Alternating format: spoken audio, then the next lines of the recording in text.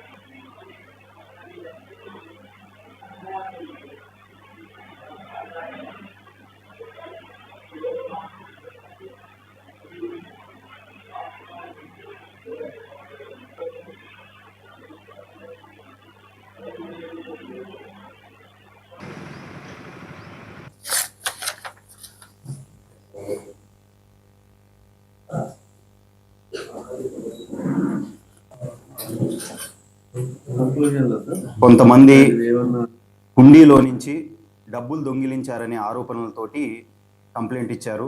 దీంట్లో ఒక 82,000 క్యాష్ పోయినట్టుగా మనకి కంప్లైంట్ ఇవ్వడం జరిగింది. అండ్ అదే కంప్లైంట్లో ఒక 4 మీద అనుమానం ఉన్నట్లు కూడా వాళ్ళు వ్యక్తం చేశారు. కంప్లైంట్ రాగానే వెంటనే మనం రిజిస్టర్ చేసి ఇన్వెస్టిగేషన్ స్టార్ట్ చేయడం జరిగింది. ఇన్వెస్టిగేషన్లో భాగంగా మనం అక్కడ ఉన్న సీసీటీవీ ఫుటేజ్ అన్నీ కూడా వెరిఫై చేశాము. అందులో మనకి తెలిసిన విషయం ఏమంటే లాస్ట్ మంత్ 26న 5:40 నుంచి 6 టైంలో 4 వ్యక్తులు ఎవరు లేని టైం చూసేసి ఒక ఐరన్ హుక్ తోటి లోపల ఉన్న డబ్బులు తీసి జేబులో పెట్టుకోవడం అనేది క్లియర్గా సీసీటీవీ ఫుటేజ్లో రికార్డ్ అయింది. సో ఈ సీసీటీవీ ఫుటేజెస్ ఆధారాల మేరకు మనం ఈ 4గురిని ఈరోజు అదుపులో తీసుకుని అరెస్ట్ చేయడం జరిగింది. అండ్ ఈ నిందితులు ఎవరైతే ఉన్నారో వాళ్ళ వివరాలు వచ్చేసి A1 ఇరిగల నరసింహ, ఇతను నరసింహస్వామి విగ్రహం వెనకాల అంబ్రిల్లా పట్టుకునే వ్యక్తి.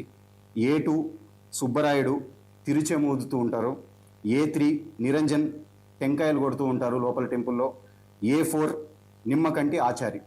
వీళ్ళ 4 కూడా లోపల టెంపుల్లో పనిచేసే వ్యక్తులే. ఈ అఫెన్స్ అనేది లోపల పనిచేసే వ్యక్తులే. లక్ష్మీ నరసింహస్వామికి అందరూ ఎవరైతే మన భక్తులందరము దేవుడికి హుండీలో డబ్బులు వేస్తామో ఆ డబ్బుల్ని వీళ్ళు దొంగిలించడం జరిగింది. కొంతమంది హుండీలో నుంచి డబ్బులు దొంగిలించారనే ఆరోపణలతోటి కంప్లైంట్ ఇచ్చారు. దీంట్లో కాకినాడ జిల్లా పెద్దాపురంలోని వ్యభిచార గృహాలపై పోలీసులు ఆకస్మిక